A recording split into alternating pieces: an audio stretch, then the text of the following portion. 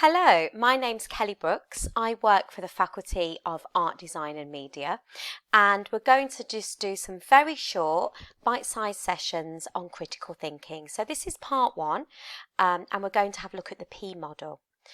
We're just going to start with the learning outcomes. So in these bite-sized sessions, we're going to understand the meaning of critical thinking, and hopefully better understand your tutor's expectations. We're going to recognise how critical thinking can be used in your academic work.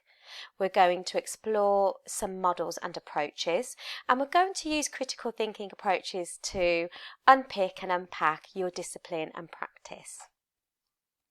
So, it's good to start asking the question, what is critical thinking? Well, we know that critical thinking is the process of analysing information in order to make a logical decision about the extent to which you believe something to be true or false. So it's often a really good idea to ask some critical questions about whatever you are reading. So who wrote this? What was their bias? Why did they write it? Who paid for it to be written or funded it? And what was their angle? You know, what was the purpose of writing? If you're looking at research, you want to know what the sample, the scope of that research was, when it was conducted, the year, the location, the context, why the research was carried out. And so it's really important that we ask those critical questions around the information that you are being presented with and not just accepting it at face value. And we know that we use critical thinking skills in our everyday life. You know, when you're buying a new piece of equipment, you know, you look at the official information on that equipment, but then you also look at reviews, feedback, you speak to people about it, you speak to experts, you get different perspectives, different critical perspectives. That's the same when you choose somewhere to go on holiday, you think about the economics, the exchange rate. I like to get a lot of value for my money. The temperature, the climate, you think about the language, what the facilities and amenities are there. And that's the same with choosing a university course. You know, when you chose this course, you looked at the location, the league tables of feedback, you looked at the content of the course. It was a general overall picture that you got, and you made that final decision. And let's move on to the P and the Peel model. So we know in every paragraph you need a signpost, and you need to introduce the subject of that paragraph. And we know that it's one subject per paragraph. So be really clear and signpost the meaning of that paragraph.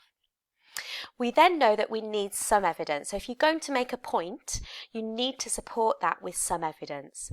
And that can come in many different formats, especially within the Faculty of Art, Design and Media. So, you know, evidence can be in the form of quotations from books, articles, websites, YouTube clips, forums, blogs, illustrations, photographs, refer to an artist's work, exhibition, a designer's magazine, website, and you must always reference anyone's work or ideas. So it's intellectual property. It's not just, you know, I've taken this quotation, but it's the property, the idea that someone else has created that you need to reference. You need to then not just move on to the next paragraph, but you do need to explain and analyse that. So, you know, you've got that evidence and you must now, to get that critical mark, unpick and unpack it. So ask some questions like, why is this?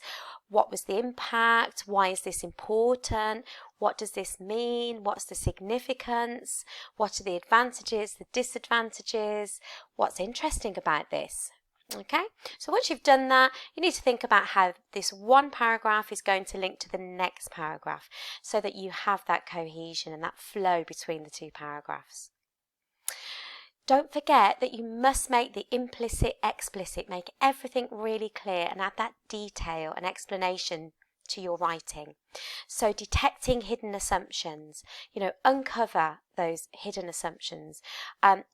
Many of my students come from China. They create design concepts based on Chinese culture, And I have to remind them that often, the reader, the audience, the person marking this work is British, and they might not know the cultural significance and importance of this design concept, and it needs to be made clear.